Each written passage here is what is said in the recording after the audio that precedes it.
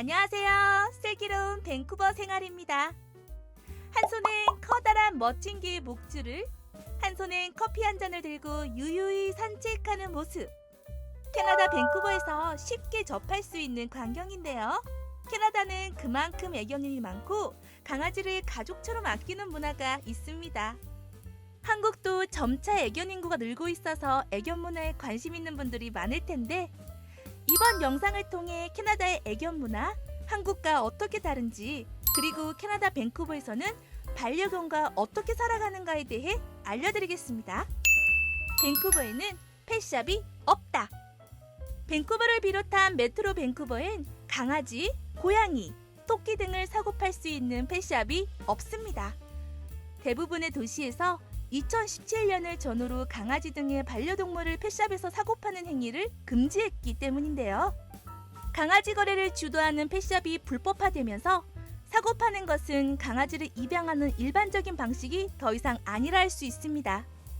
그래서 반려동물을 만나는 방법은 크게 두 가지로 볼 수 있는데요. 캐나다 내에 있는 동물보호소를 통하거나 해외 입양을 선택하는 경우로 나뉩니다. 캐나다 현지인들은 지인을 통하거나 보호소에서 강아지를 만나기도 하지만, 캐나다 내 많은 한국분은 한국으로부터 유기견을 입양하는 것을 선호하는 편입니다. 강아지 목줄 없이 산책 가능? 밴쿠버시에서는 반려견 목줄은 필수 사항입니다.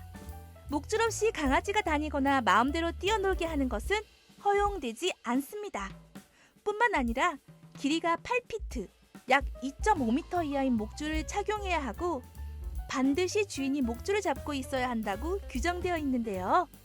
만약 개를 기둥이나 자전거 거치대 등에 묶는 경우도 밴쿠버시 법에 따르면 불법입니다. 이와 함께 제대로 반려견을 통제하지 못하면 벌금이 부과될 수도 있는데, 벌금의 규모가 무려 250에서 2,000불까지 이른다고 하니 강아지 주인으로서의 막중한 책임이 요구된다 할 수 있습니다. 하지만 목줄이 없이 마음껏 뛰어놀고 싶은 반려견들 당연히 있겠죠. 그런 친구들을 위해 밴쿠버시에만 36개의 오프리시 구역이 지정되어 있습니다. 이 지역에선 마음껏 목줄 없이도 강아지들이 뛰어놀 수 있기 때문에 강아지들이 자유롭게 산책하기 원할 때면 언제든 함께 즐길 수 있습니다. 또 목줄 없이 다른 강아지 친구들과 함께 어울려 사회성을 키우며 놀 수 있으니 오히려 강아지들을 위해선 오프리시 공원을 적극 이용하는 것이 좋겠죠? 강아지 출입구역. 캐나다 전역의 많은 지역에선 강아지 출입이 자유로운 곳이 많은 편입니다. 예를 들어 강아지가 출입할 수 있는 쇼핑몰, 음식점, 호텔 등이 많기 때문에 강아지가 함께 외식은 물론 놀이시설을 이용하거나 여행을 하는 것도 자유로운 편인데요. 밴쿠버는 그 중에서도 강아지에게 친화적인 도시로 유명합니다. 밴쿠버 내 대부분의 호텔에서 강아지와 함께 숙박하는 것이 허용되기도 하고, 야외 테라스가 있는 다수의 음식점에서는 강아지와 함께 식사가 가능하기 때문인데요. 그래서 강아지 관련 여러 정보 매체에서도 특히 밴쿠버를 반려견들과 함께 살기 좋은 도시로 손꼽기도 합니다. 도그 라이센스 발급받기. 생후 6개월 이상 된 반려견은 거주하는 도시에 등록해 라이센스를 발급받아야 합니다.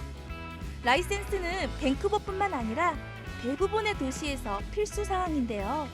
발급 비용은 대체로 50불 이내이고, 반려견의 중성화 수술 여부에 따라 금액은 달라지기도 합니다. 라이센스 발급 신청은 온라인을 통해서 쉽게 할 수 있는데, 자신의 개인정보를 비롯해 반려견의 종류, 색깔, 성별을 입력하여 제출한 후 결제를 마치면 됩니다. 그러면 우편으로 목줄을 달 수 있는 펜던트가 배달되는데요. 펜던트에 고유 번호가 기재되어 있어서 혹시 강아지를 잃어버리거나 하더라도 등록된 정보로 다시 주인을 찾을 수 있어서 강아지 분실이 쉽게 일어나지 않는 편입니다. 게다가 강아지를 분실한 후 다시 찾는 과정에 시에서 벌금을 부과할 수도 있는데요. 그만큼 반려견 주인에게는 책임 있는 관리가 요구됩니다. 또한 라이센스는 매년 갱신해야 하는데요. 갱신 시기가 되면 우편이나 이메일 등을 통해 주인에게 연락이 옵니다.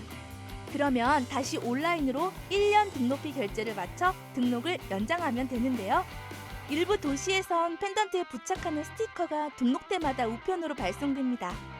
등록 스티커는 매해 색깔이 다르기 때문에 등록 연장 여부를 한눈에 알아볼 수 있고, 이를 통해 그해 등록 여부를 판별하기도 하는데요. 물론 연장 기간을 놓치면 벌금을 부과하는 도시도 있으니 주의해야 합니다.